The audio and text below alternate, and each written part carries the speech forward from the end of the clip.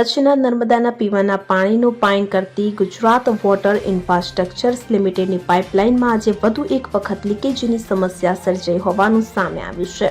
નખત્રાણાના મણિનગર વિસ્તાર પાસે પસાર થતી પીવાના પાણીની લાઇનના એરવાલ્વમાં આ લીકેજ સર્જાયું હતું કે જેના કારણે વહેલી સવારથી આજ બપોર સુધી મહામૂલા પાણીનો વ્યાપક પ્રમાણમાં વેડફાટ થવા પામ્યો છે. છેલ્લા ઘણા કલાકોથી અવિરત વેડફાઈ રહેલા પાણીનો ધોધ છેક ધોરી માર્ગ સુધી પહોંચી રહ્યો હોવાનું માલુમ પડ્યું હતું. પાણી વેડફાટને કારણે સ્થાનિક લોકોમાં કચવાશની લાગણી ફેલાઈ છે.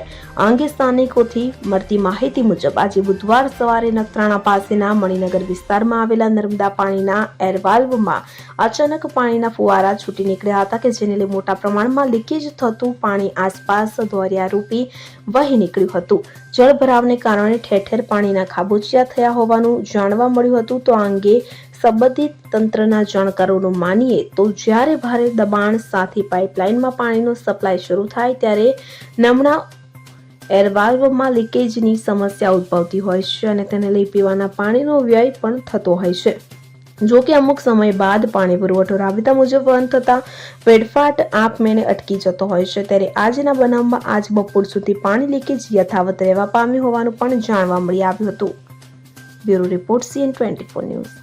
હવે જુઓ દેશ દુનિયાની તમામ ખબરો તમારી આંગળીના ટેરવે.